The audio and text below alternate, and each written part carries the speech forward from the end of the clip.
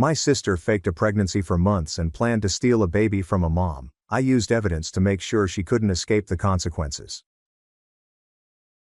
She eagerly called me that morning about the party but didn't go.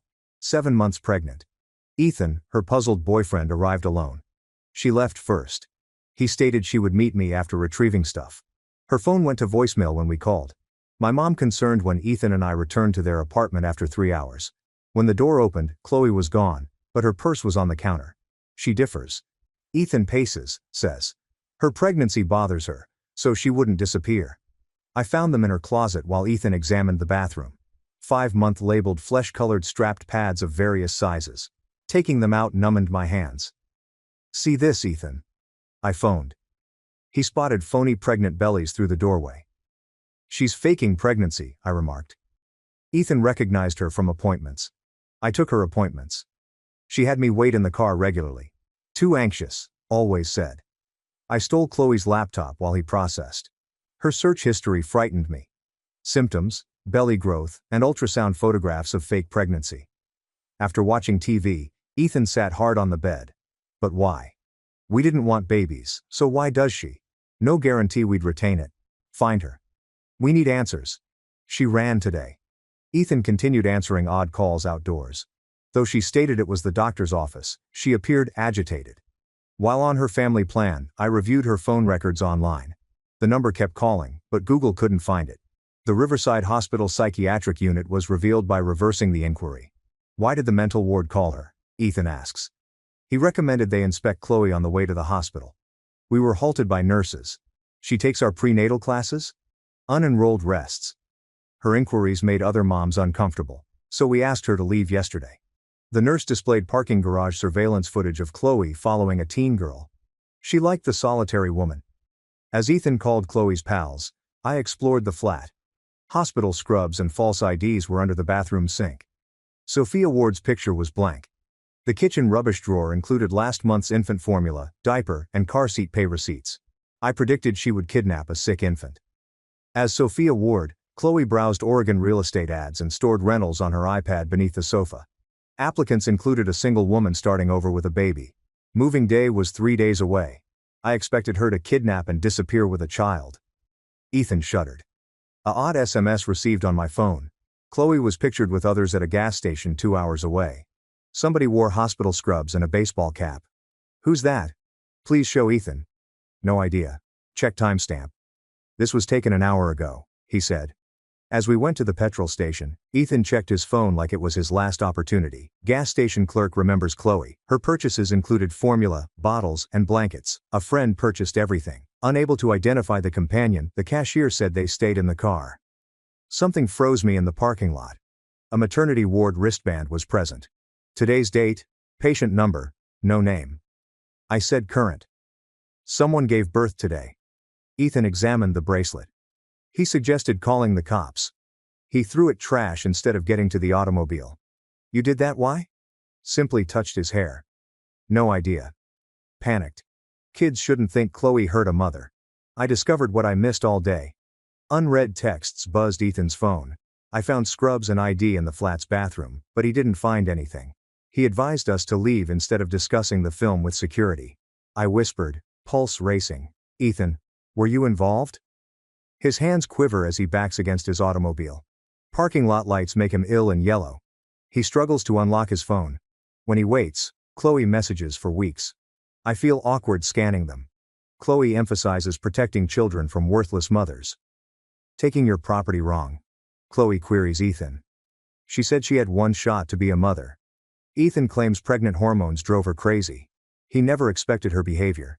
I record every phone call before he changes his mind because I distrust him. My shaking hands almost dropped my phone twice. I contact Detective Laura Davis after receiving her number from the hospital. She answers on the second ring, and I tell her where we are and what we discovered. I must lock my car as she approaches. I saw Ethan through my car window. Head in hands, he sits on the curb. Detective Davis and 2 police vehicles park 20 minutes later. She walks out in pants and a jacket like she was home when I phoned. Gloves out of pocket, rubbish. She removes the hospital wristband with 2 fingers. After inspecting it under the light, she puts it in a plastic bag provided by another inspector. She approaches Ethan to look. Although I can't hear her, Ethan glances up and places his hands behind his back without asking. He stands and cops escort him to a car. Detective Laura Davis taps my vehicle window. She tells me to follow them to the station after rolling it down. The 30-minute travel keeps me watching the police car with Ethan. Detective Laura Davis leads me to a small station room with a table and 2 seats. Her water is across from me. She wants me to start again and confess. I spent 2 hours finding Chloe's closet's fake pregnancy bellies, the laptop search history, the psychiatric ward phone calls, the hospital nurse showing us footage of her. Following that teenage girl, the scrubs and fake ID badge under the bathroom sink, the Oregon rental application, the anonymous text with her photo, the gas station clerk who remembered her buying baby supplies, and the hospital bracelet in the parking. He preferred leaving to asking security. Detective Laura Davis takes notes uninterrupted. After I finish, she looks at me and says she understands how hard it is. Says, reporting your own sister takes courage. My courage is weak. I'm sick, scared, and alone. Detective Laura Davis returns the hospital wristband to her evidence bag. The station's strong lights help me see. The patient number and morning date stamp are there. Detective Laura Davis calls as I check the bracelet. Talking to a healthcare worker, she takes notes. After disconnecting, she says the patient number belongs to a 17-year-old girl who gave birth at 8:30 this morning. The hospital claimed that a bracelet from a supply cart near the maternity unit vanished around 9 a.m. Chloe near a newborn makes me anxious. In another room, Ethan and Detective Laura Davis chat. I wait about an hour for her. She sits and says Ethan knows about the false pregnancy since month 5. He spotted belly pads in Chloe's closet while searching. Chloe begged him not to reveal. She vowed determination and action. Ethan accepted out of fear and humiliation. Detective Laura Davis's expression shows her opinion of his decisions. Flipping it reveals her laptop. Current hospital security footage. Time: 9:47 a.m. She wears the same scrubs in the maternity unit corridor and flat. Examines the nurse's station.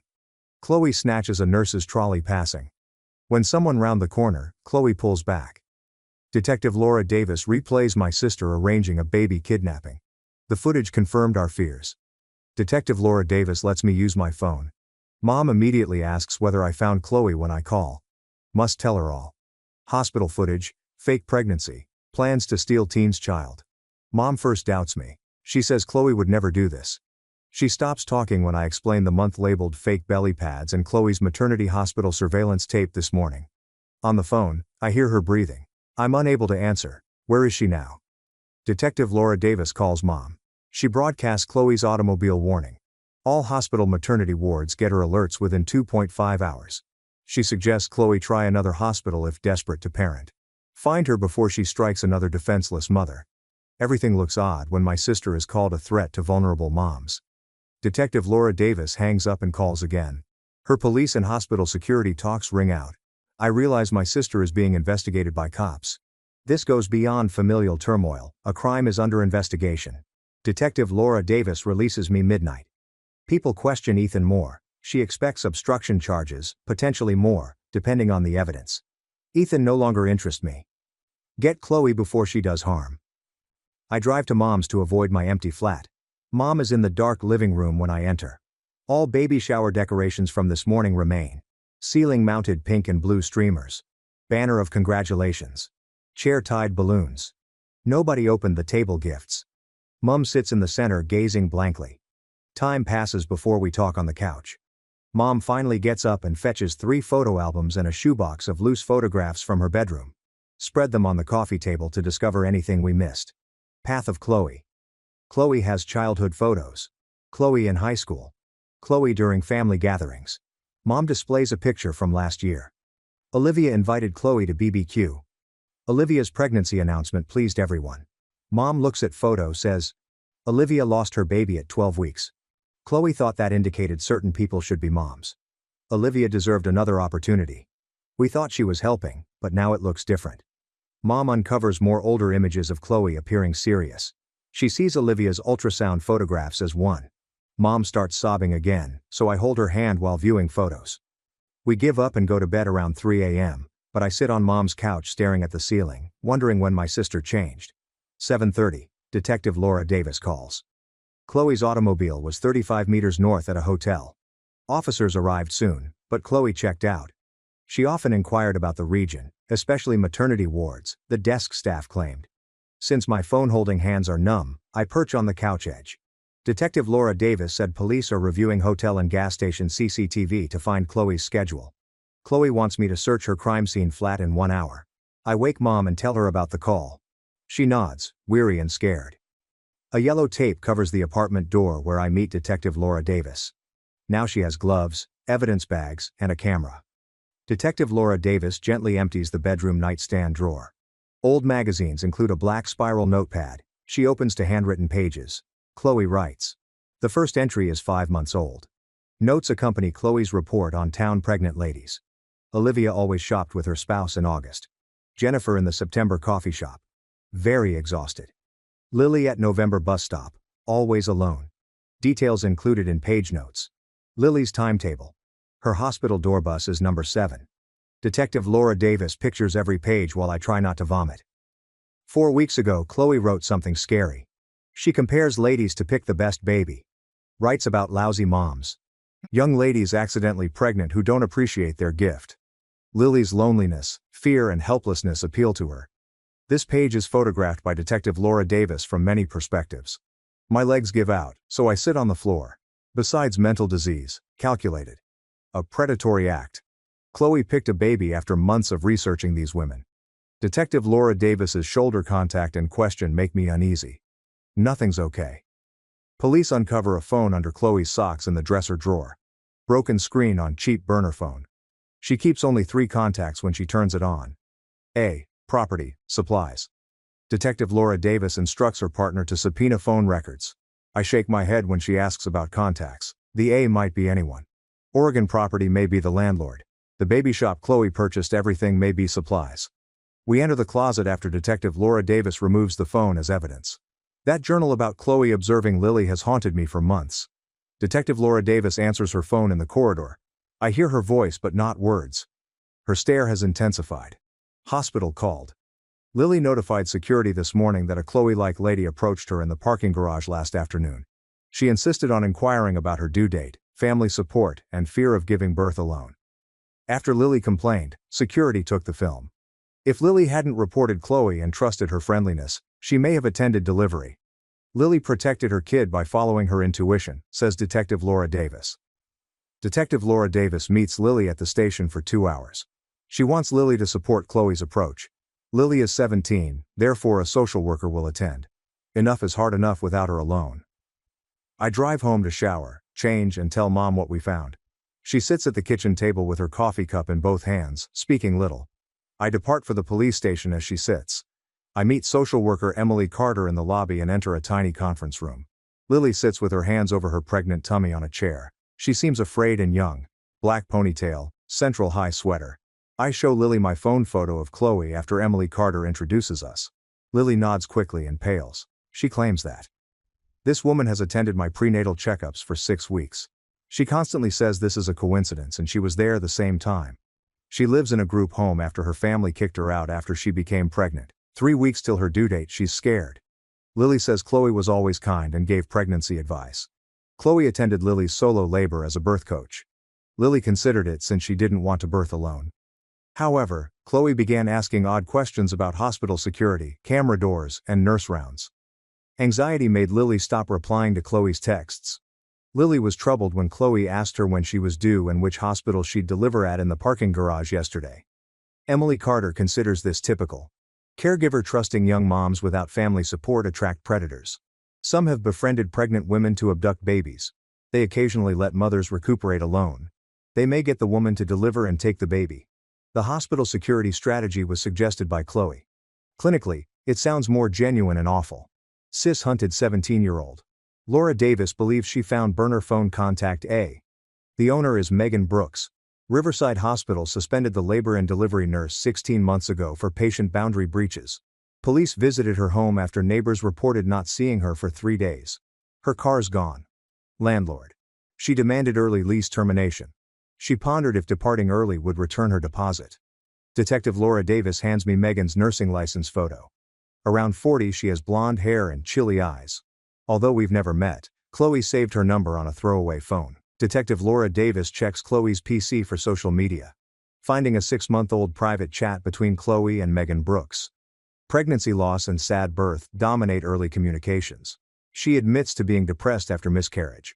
Around month 3, Megan sympathizes and recalls helping moms, but the tone changes. Save babies and offer good kids second chances, urges Megan. Chloe asks for aid, happy. Megan shows her how to acquire hospital credentials online, produce false appointment cards, and attend pregnancy courses without enrolling. Communicating gets particular. Chloe monitors cameras and nursing schedules. Megan prepares and organizes maternity unit shifts. The finest mothers to target, they say. Single, young, vulnerable. I feel uneasy as Detective Laura Davis reviews months of planning. Not only my sister's mental collapse. Coach knew what she did. Megan's prior hospital security tape appears 20 minutes after Detective Laura Davis calls. Exactly 16 months ago. Megan takes up a baby from a nursery bassinet in Scrubs. Carrying the infant, she goes. A nurse stops her to ask where she's bringing the baby. Megan claimed the mother wanted nursing. The nurse denies the chart.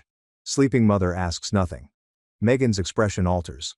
Her reason for aiding is that the mother uses drugs and the infant needs better care. Her infant is taken by security. She cries for protecting innocent children from horrible parents. Detective Laura Davis says the hospital dropped charges to avoid exposure. Megan's nursing license expired without criminal charges.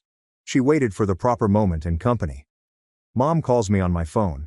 Ethan visited her after bail. Though wearing an ankle monitor, he wants to chat. Mom sounds worried. I drive up and see Ethan on the front porch stairs. He stands and speaks fast when I appear. He never expected Chloe to act. He felt she had unhealthy daydreams and mourned. He should have spoken out, but he was terrified and confused and didn't believe his companion could. Staying on the road. I tell him via the screen door that his calm made everything possible. Each day he remained quiet. Chloe misled herself more. Another day Megan manipulated her. An innocent mother was harassed again. This dude keeps sobbing and apologizing. His look makes me uneasy. How someone could know something so horrible and do nothing is beyond me. He rests on the stairs, head in hands. Entering and locking. Seeing me at the kitchen table, Mom tears. She thought Chloe's oddities were mood swings during pregnancy. Mom believed hormones made Chloe emotional. Planning an actual baby shower makes her feel terrible. Gifts, decorations, fun. She feared that her excitement drove Chloe farther into the fantasy, making her think she couldn't stop or accept reality. I cuddle her while she cries. R.I.P. sister and daughter. Chloe texted pleasant messages and baby outfit photographs. No such person exists. Maybe she deceives herself. We can't reach her. Mom claims she should have known. See indications, she should have. Chloe tried hard to disguise it. Even her roommate Ethan didn't realize until it was too late. Detective Laura Davis calls me at Mom's. Chloe used her credit card for Oregon Petrol. Police are retrieving security footage. She calls 15 minutes later to update. The clip shows a Scrubs and baseball cap person. Probably Megan given her height and build. Boxing up Megan's DMV-registered automobile. The artificial pregnant tummy is gone on Chloe. She's dressed casually and moving rapidly, glancing around like she's being observed. Stock the trunk before entering the petrol station. Timestamp. 2 hours ago. Oregon State Police are investigating, says Detective Laura Davis. Local officials monitor. Detective Laura Davis broadcasts gas station footage of Chloe and Megan studying a corner table map. Routes and notes are marked. Megan draws a finger route as Chloe takes phone photographs and indicates. Their next move is deliberate. Detective Laura Davis says Oregon officials are monitoring this rental house where Chloe intended to live as Sophia Ward. Since learning about the incident, our landlord, Victor Matthews, has cooperated. He would behave normally if Chloe or Megan wanted keys. Police arrive ready to move. The net is closing, but Chloe doesn't know. She thinks starting again with a stolen baby is ahead of everyone.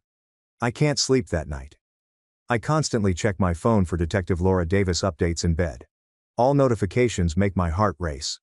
I spend months scanning Chloe's texts. She sent me a onesie with the phrase, "excited to be a mom." 3 weeks before, she had back discomfort and swollen ankles. She sent ultrasound pics a month ago. It was all fake. Buy ultrasound online. With the onesie, she pretended. Practiced pregnancy symptoms. Knowing her complex falsehoods taints every recollection. It's unclear which portions of my sister were real. She may have loved or persuaded me. Unknown is worse than knowing she erred. At least bad things are understood. Nothing appears steady without the truth. Next morning, investigator Laura Davis visits Mom's house. Lily had a healthy daughter at 4:23 a.m. after early labor overnight. Hospital protects care. Lily and her child are jailed. Official visits are allowed, and plainclothes workers monitor the maternity section. Fear about Chloe tempers relief that the baby is safe. Taking Lily's kid was her objective.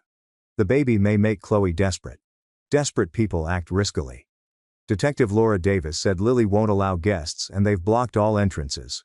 But I kept seeing Chloe and Megan studying the map, plotting their routes, and preparing. Detective Laura Davis reports another discovery. Megan and Chloe watch Lily's social media. Lily announced her due date 3 weeks ago. Comment threads revealed her birth hospital. Group home nursery photographs were shown. Public posts gave Chloe her answer. Although Lily's accounts are secret, damage occurs. Chloe knows her target's whereabouts. For Detective Laura Davis, plainclothes police patrol the maternity ward. Use hospital and visitor attire. Every entry and floor is monitored. Security footage is being evaluated live. Bringing Megan or Chloe will result in instant detention. Action waiting is miserable. I get an afternoon phone from Ethan weeping. He found more evidence in his automobile than expected. The trunk contains a hospital badge maker and blank templates. Multiple Megan photo templates may be used for phony IDs. Without knowing why, he sensed Chloe was seeing someone. He trusted her grief counselor claim. Never checked or asked. He believed her because it was simpler than admitting truth. Stop him before he finishes his explanations. He was too upset to hear his deliberate stupidity justified. Every indication suggests this might have been halted sooner if someone had paid attention, if Ethan had asked questions. Mom would have followed her intuition, and I would have noticed more signals and visited more. We all chose comfort over truth. Eliminating avoidable disasters is our goal. The next morning, Detective Laura Davis called with surprising news. She found Megan's phone at a hotel 10 miles from Lily's hospital. Morning officers searched the room, but Chloe and Megan may have left. Departure was worse than discovery. Hotel room kidnapped war room. I sat down to review Detective Laura Davis's images. Maternity unit floor layouts with colored nursing stations, security cameras and blind spots were on one bed. A wall schedule showed minute-by-minute nurse shifts. Someone circled 3 p.m. Best window, near red shift. A canvas bag of branded baby clothing rested on the dresser. A stack of bogus discharge papers and 6 formula bottles. Megan's false credentials and blank baby name were on the applications, they meticulously arranged. Nobody imagined them anymore. The baby stealing plot worked. Detective Laura Davis said this crime was intricately organized. Most newborn criminals steal spontaneously. The hospital was examined for weeks or months by Megan and Chloe. They know when to attack and circumvent security. They may have succeeded if Lily hadn't reported Chloe's strange conduct and the hospital hadn't strengthened security. That concept made me nauseous for hours. Detective Laura Davis discovered shocking evidence: Chloe's crazy high school calligraphy diary. As Detective Laura Davis suggested, I read it in the station. Beginning with a yearning to be a mother and feeling empty, the postings darkened and twisted. Chloe wrote that Lily's baby sent me cosmic messages. She found Lily too young and inexperienced during pregnancy examinations. The term, unfit mother, repeated. Chloe believed she could help this infant escape poverty. She said she'd be a better mom, earned this chance, and was destined to raise this child. Latest, 2 days ago. Chloe understood that her activities were improper by society's standards, but sometimes you have to break norms to achieve good. She compared herself to animal rescuers. She felt snatching a baby was like saving a pet. My sister's condition was revealed by her warped thinking. This beyond dishonesty and bad judgment. Chloe faked reality to justify evil. Detective Laura Davis saw me read and recognized it. Neither surprised nor afraid, she appeared sorrowful. A phone call later that day transformed Detective Laura Davis's life. Oregon landlord Victor Matthews claimed someone asked him to postpone key pickup. They needed the keys today, not in 3 days. Victor decided to meet after a peaceful call. He immediately phoned police as Detective Laura Davis instructed. Had them. Found phony belly pads in Chloe's clothes. We decided to halt this. Oregon State Police and Detective Laura Davis planned a rental property operation. Patrolling police drove unmarked automobiles and wore civilian attire. Victor acted normally with Chloe and Megan. We planned to let them acquire the keys and try to enter, then arrest them. Detective Laura Davis considered this the strongest evidence since it indicated intent to execute the scheme. Unable to await news at home, I told Detective Laura Davis I had to attend Chloe's arrest. I disregarded her warnings about danger and emotional depletion. After learning everything, I pursued my sister Chloe across 2 states. I deserve completion. Detective Laura Davis waited for me in an unmarked vehicle 2 blocks away. Mom wanted to come, but I kept her home. Mom must be available if Chloe escapes or calls. Mom may struggle with Chloe's jailing. Driving to Oregon was tedious. For 2.5 hours, Detective Laura Davis drove as I checked my phone every 2 minutes for Chloe calls. Despite knowing she wouldn't, I waited for a message to fix things. After I couldn't react, Detective Laura Davis halted small conversation. Imagined what would happen when we arrived. Here 2.5 hours before 4 p.m., keys to rental homes. The quiet duplex was perfect for stealing a baby. Detective Laura Davis parked 2 blocks away and repeated the strategy as promised. Plainclothes cops were there. Some pretended to read newspapers in parked automobiles. Others dressed as dog walkers or runners. At his property management office, Victor Matthews was typical. If Chloe came, we could discuss before arrests. Detective Laura Davis hoped I might gently convince Chloe to surrender. Despite reservations, I tried. Painful wait. Detective Laura Davis recounted her former cases to kill time. She stated she'd seen several working women fake pregnancies or abduct newborns. It usually followed a major bereavement or mental illness. These women thought they were doing the right thing and deserved a kid more than the mother. It explained but didn't justify their actions. It mattered that Detective Laura Davis claimed Chloe was sick, not evil. I tried believing her, but that journal and Chloe's warped logic kept coming back. The property parking lot got Megan's automobile at 2:47 p.m. Heart palpitations tingled my neck. Megan cautiously looked around before leaving. Looking at her phone and street, she worried someone may leap out. I observed her enter Victor's office and converse via binoculars. Victor completed his part joyfully. The lot was vacant after searching for Chloe's automobile. Perhaps Chloe didn't arrive. She could have dispatched Megan to collect the keys while hiding. 10 minutes seemed like an hour. The lot received Chloe's automobile. Far from Megan's car, she parked. She started speaking like she was talking to herself or on the phone after a few minutes. Her fake pregnant tummy vanished. She seemed weaker without it. She appeared fatigued and frightened. Not guilty.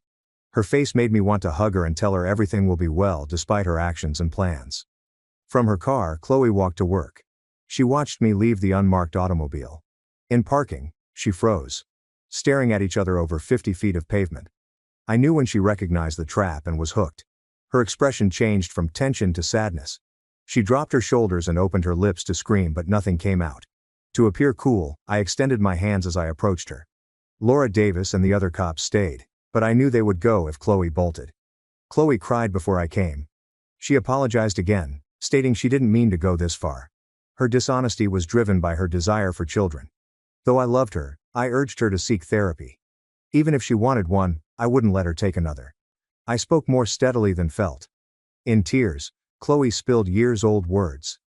2 years ago, she told me about the concealed miscarriage. How she lost the baby at 12 weeks in her apartment bathroom as Ethan worked. She was ashamed because her body failed one task and never informed anyone. She quietly felt empty and shattered while friends and cousins had kids. She lied to Mom about phone language practice. She couldn't retreat while everyone was happy. The first belly pad was bought to confess discreetly. After feeling empty, the attention and delight were welcome. Month 5, she used larger pads and feigned symptoms to make them real. She believed in her ability. If she wanted a kid, she could have it without anybody noticing. Moving across the parking lot attracted my eye. Megan ran to her car when she saw police. She was chased and tackled by 2 police officers before hitting the pavement at the driver's door. She yelled and battled in detention, saying she was helping, and young women didn't deserve children they couldn't care for. Detective Laura Davis unlocked Megan's trunk, causing a scream. A large black bag on the hood was unzipped by Detective Laura Davis. Multiple-sized medical scrubs, Megan's photo, 3 phony ID badges with different names, and a comprehensive maternity unit floor plan with red shift change timings. Found security camera blind spots and poorly locked doors. Detective Laura Davis provided a written entry protocol for entering the nursery at 7 p.m., alter. Megan looked at us furiously after yelling. She boasted about safeguarding infants from unsuitable moms, knowing more than these naive ladies who got pregnant by mistake, and doing an important job. She yelled at us for stopping her without mercy. Chloe, crying alongside me, was approached by investigator Laura Davis. Chloe extended her hands before Detective Laura Davis grasped the shackles, wrists together, waiting. Chloe cried as Detective Laura Davis gently cuffed her. My sister seems calm. She ceased escaping, lying, and misleading herself. She looked at me and asked me to apologize to Mom for ruining the baby shower. Comparatively, minor stress hurt my chest. Chloe apologized for missing the celebration while in jail for kidnapping a baby. Mom arranged events, decorated, and ordered a cake. Detective Laura Davis took Chloe to a vehicle as cops dealt with Megan's birth rate and ungrateful mom outburst. I saw Chloe yell, "I'm sorry," at the window when they put her in the back seat. Ethan stood beside his car, expecting to vomit, an officer inviting him to the station for interrogation. Victor Matthews was astonished and asked Detective Laura Davis about his rental property as he left his office. I chased police cars, but returning felt forever. Chloe was interviewed by police as I waited with Mom, who drove up after I phoned. She mourned her daughter's breakdown and pondered how she missed all the indications. Detective Laura Davis observed that Chloe was confessing, collaborating, and almost ready to speak the truth after repressing it for so long. After an hour, Chloe reported Megan's false pregnancy and online pregnancy loss support group findings 6 months ago. After sympathizing with Chloe's loss and loneliness, Megan said she deserved to be a mother over careless youth. Megan suggested taking a kid from a young single mother to improve the child's environment and protect the mother from a mistake. Megan made it heroic, like saving a kid, Chloe added.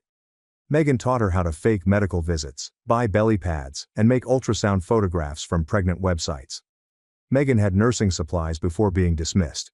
She knew maternity ward security and operations. Lily was young, alone, and blogging about her pregnancy, so Megan chose her as the perfect target.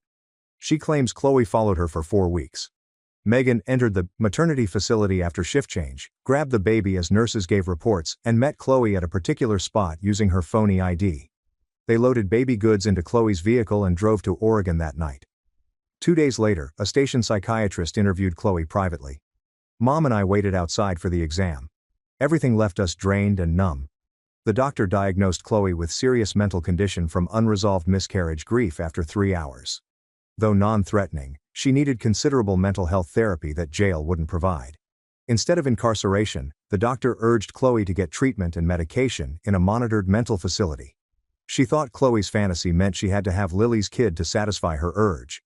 Clinically, Chloe appeared ill, not treatable. Megan's opinion changed the next day, the prosecution said. Megan exploited weak women and was antisocial. They discovered she befriended at least 4 pregnancy loss support group women in the last year and suggested they rescue babies from unsuitable moms. Megan was sacked from nursing 16 months previously for trying to kidnap a baby from the hospital nursery, saying the mother was a drug addict who didn't deserve her child.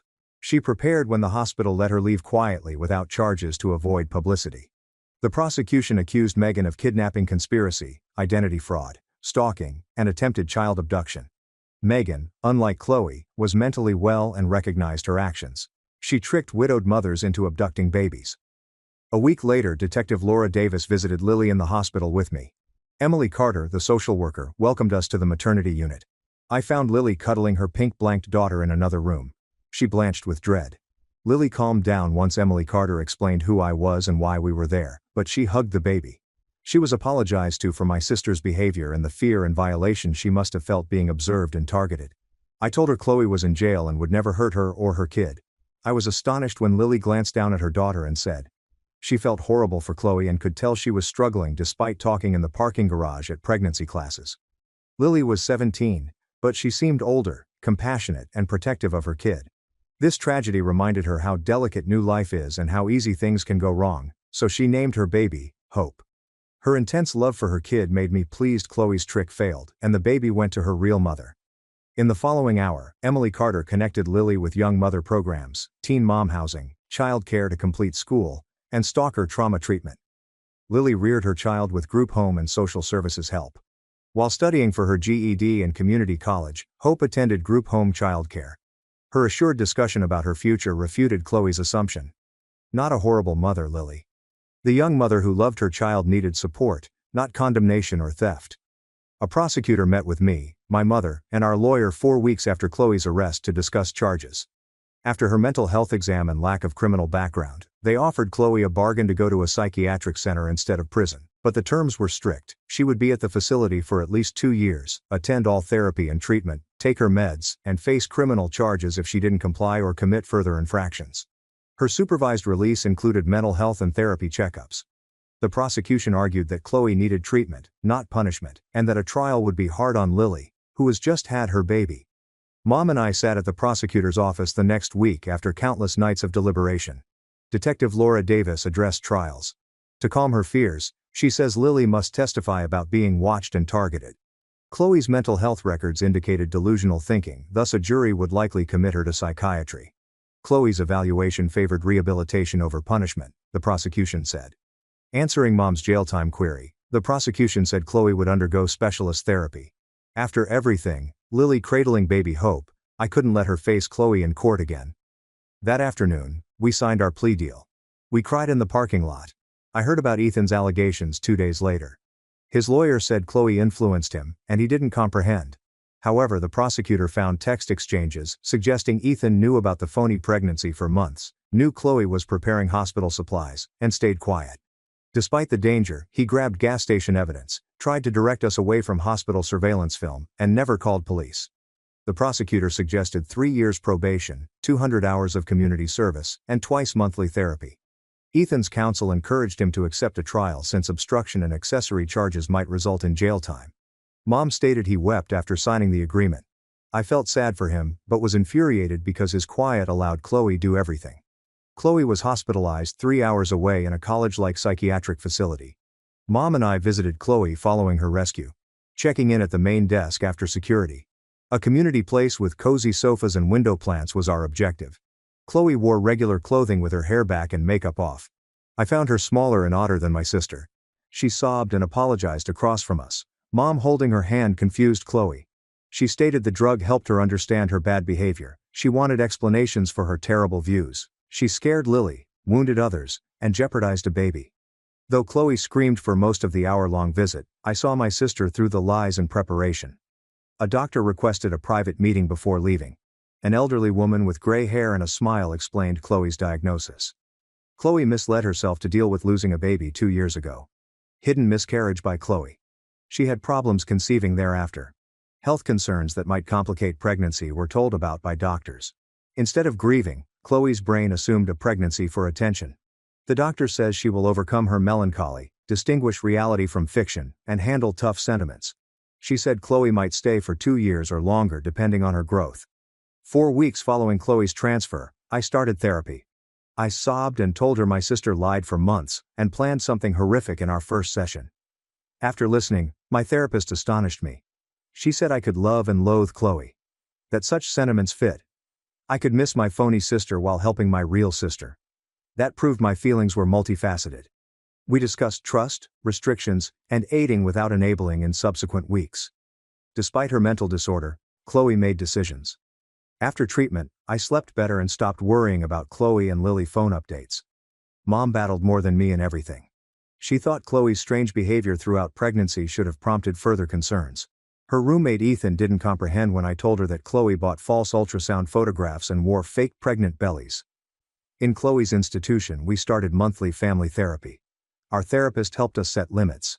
How to watch Chloe without accepting her decisions. Mom conceded she couldn't stop Chloe's collapse. Some cover their anguish effectively, no one notices. 3rd month of Chloe's therapy. Reports on facility progress. Chloe finished treatment, took her pills, and understood her conduct. She sent Lily an apology for stalking, upsetting her, and threatening to abduct her baby. Letter expressed responsibility, and recognized Lily's fear and violation. When I called Emily Carter to ask if we should mail it, she stated Lily wasn't ready for Chloe. Lily was focused with her child and future, so Chloe's letter may slow her recuperation. Chloe agreed when we informed her. Said she learned healing wasn't forgiveness. That acceptance seemed like progress, like she was finally living in reality instead of her fantasy world.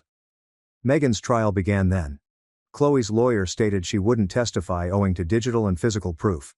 The prosecution examined hospital floor layouts, false IDs, and Chloe and Megan's kidnapping texts. Megan visited hospital-restricted areas during her suspension, according to security footage. Online media covered the 2-week study. Her attorney claimed Megan was mentally sick. Her doctors diagnosed antisocial personality disorder and comprehended her actions. She testified without emotion that she was saving newborns from terrible moms.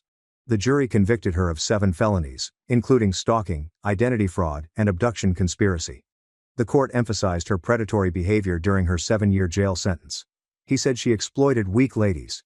After reading her sentence, I was glad Megan couldn't injure anyone. 4 months after everything transpired, Ethan wrote. He described how helping at a mental health crisis family group showed his shortcomings. He admits to denial and cowardice. Though Chloe was suffering, he ignored her and prayed for the best.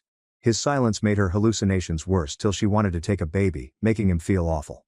Letter asked no forgiveness or justifications. Trying to avoid his mistakes, he informed me. I respected his honesty but didn't forgive. Perhaps. But the wrath was too raw. The treatment team updated Chloe after 6 months.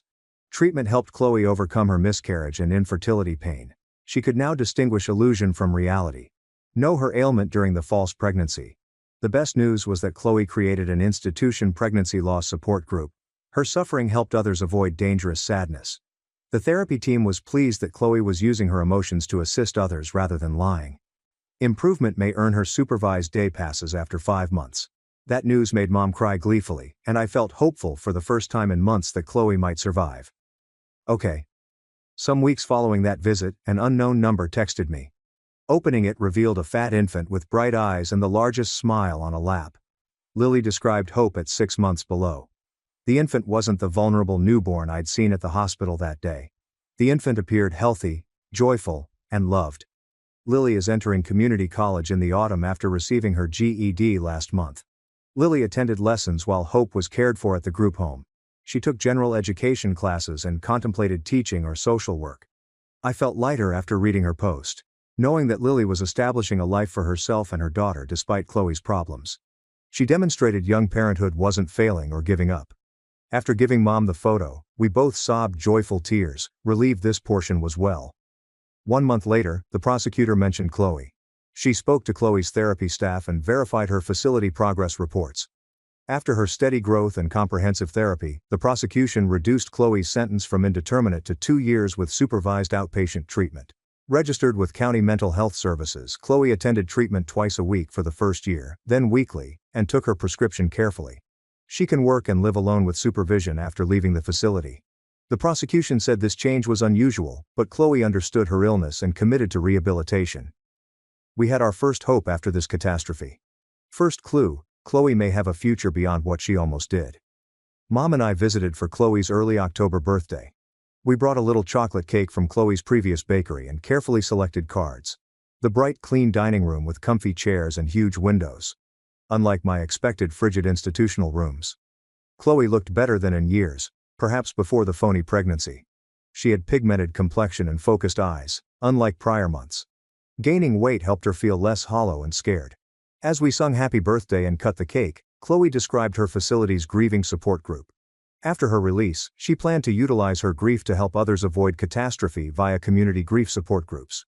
She wanted to identify individuals early and assist them grieve without injuring them like she did. Chloe worriedly asked about Lily and Hope during our vacation. Phone showed Lily's photo. Not fooled, Chloe glanced at it before crying. Those tears were kind. She claimed she was glad the kid was with her biological mother since her ideals were damaging. She detailed her self-forgiveness program and recognized some may never forgive her.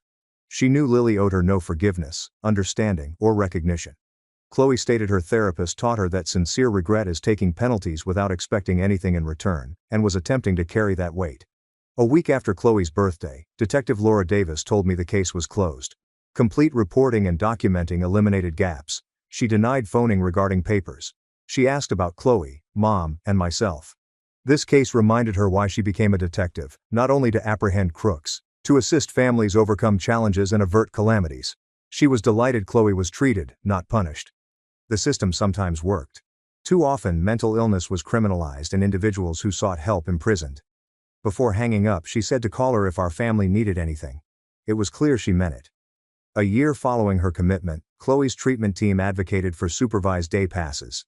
She can leave the institution for 8 hours with an authorized family member and obey the restrictions.